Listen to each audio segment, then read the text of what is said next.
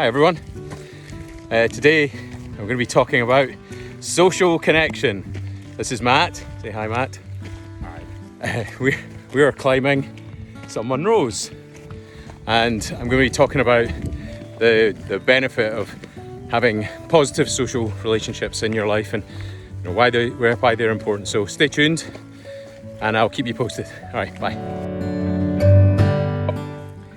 Right, so what is social connection? Well, social connection is basically the quality and the number of relationships that you've got in your life, and hopefully those are positive ones as opposed to negative ones. They're important for your physical health and for your mental well-being, and so they should be fostered and they should be looked for. And if you don't have them in your life, then you should really try and make some time to look for those. It can seem daunting, but it's certainly important. In the 1920s, I think, maybe a bit later than that, Harvard did a study, which I think it was called something like the Harvard Adult Development Study, and it looked at the relationships of men, both who were Harvard graduates and from inner city Boston, and over the course of the next 80 years, believe it or not, ran for 80 years, they looked at how these people fared from the point of view of their health and well-being. And one of the most interesting finds was that the happiest people in their 80s were the people who also had the best social relationships in their 50s. And that was probably one of the biggest factors for well-being into your 80s. So consider that when people talk about their relationships and their social connection. And do you have that in your life? Because it's important that we have social connection throughout our life, but in particular, really fostering those to give us longevity and well-being in later life as well. So have a think about that. Another thing to say about social connection is social connection is protective. It protects you from social isolation and loneliness, things like that. Now those problems with social connection, when they're not good at quality, unfortunately also lead us into ill health. And it's been studied and shown that being socially isolated and being lonely, they're almost as bad for us as smoking and drinking alcohol excessively. So it's one of the things we, certainly as medical professionals, we don't talk to patients about their social networks, and we really should, because we're always telling them to stop smoking and drink less, but we never ever tell them to have more friends and have a better social circle. I guess that's because we're not really trained on how to do that. At the end of this video, I'll tell you a few things you might want to try if you're feeling isolated or lonely that might be a little bit helpful, both for just generally how you're feeling, but also for long-term longevity. If you've spent any time following Dan Buettner over the years, he's the chap who has been involved with creating, well, he didn't create the Blue Zones, I think he named them, or certainly he was involved with the team that named them.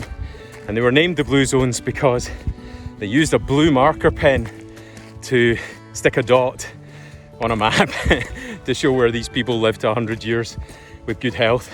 So I don't feel in good health right now because this is the climb that I'm on. Just I feel miserable. Anyway, in that he talks about the people in Okinawa, which is one of the Blue Zones, and one of the things they have is a very specific type of social connection called a moai.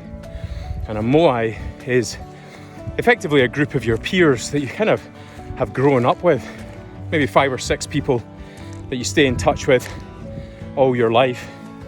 And those are people that you have their back and they have yours, basically. And then with that extra level of support and social connection, you're much more likely to do well, because when you need a hand, you know someone's there to help.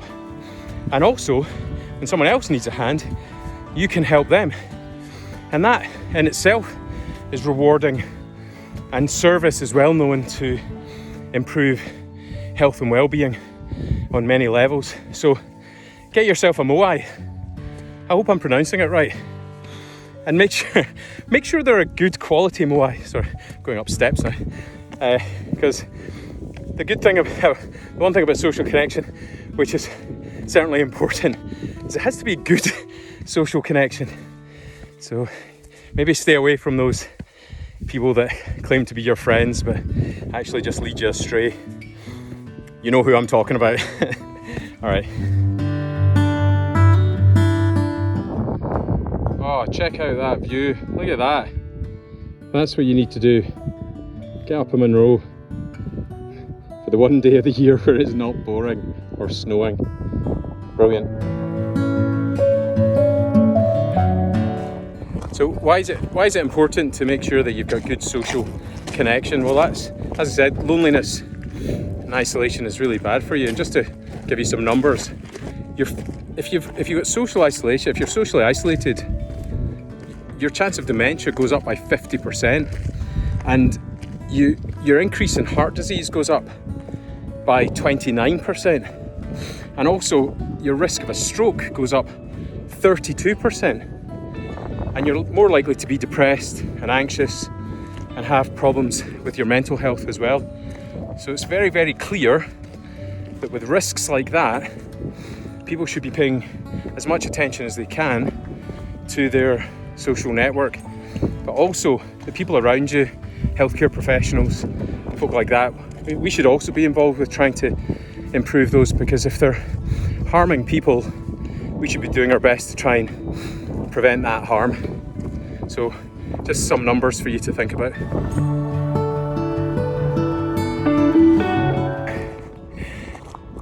Just to make it absolutely clear, there's almost 4 million people in the UK currently living in a state of social isolation or loneliness. And as I've said with those figures there, it's really important that something's done about that. But if you're socially isolated, that means you might be watching this video on your own. So what could you do? Well, I've said in a few other videos before that, mood follows action, or action leads to thoughts, leads to feelings. So part of the onus is on you to do the work, the hard work. And I realise that's quite difficult. But what can you do? Well, I think it's worth going back in time a wee bit and thinking, what did I used to like to do? What things filled me up? Who were people in my life that I enjoyed hanging out with? And start there. So if you did have a hobby or something that you really enjoyed, just have a wee look, get out your phone if you've got one, or get to the local library and look up what clubs are in your area for that particular hobby, or what groups are available. And if you do make it to the library, ask them. They've usually got loads of information on what's happening in your postcode, things that you might want to do, groups that you might want to join. If you're at all spiritual or have any kind of religious faith, again, that's a good place to start. They're always delighted to see new faces or some old faces return. And immediately you've got a group of like-minded people around you to help support you out of your loneliness. And so that's some things you could try. Sorry, I'm on quite unsteady ground, so I'm having to pay attention. But there's a lot more simple stuff you can do. And it might be as simple as saying hello to someone. The next time you're getting on and off of a bus, the next time you're, in a shop, just say hi to someone, because they might be lonely too. And just get used to striking up conversations with people. It's actually not that difficult. Just say hi, how are you? And that's all you need to do. And that might start a friendship, or it might start a bigger conversation the next time you see that person. So perhaps just start with hello, how are you? All right.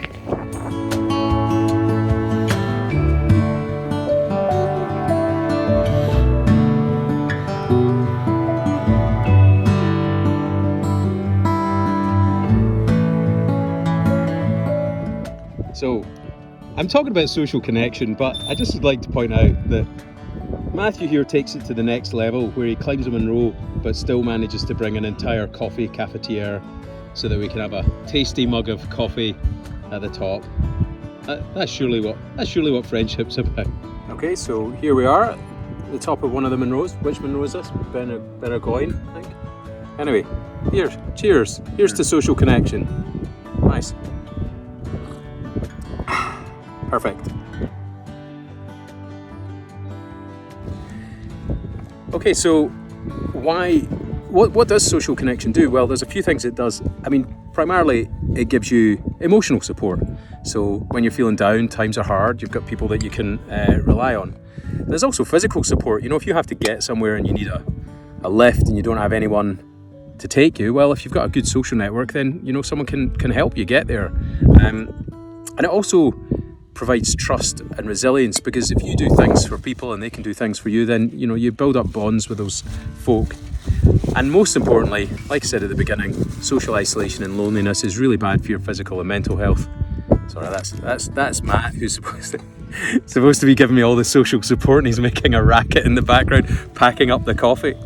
Anyway, so most importantly, it reduces loneliness and it reduces social isolation, and those two things are extremely bad for our health and well-being. So get out there, get yourself a better network, or a MOI, as I mentioned earlier, and hopefully you'll live a long and happy life. Take care. See you in the next one.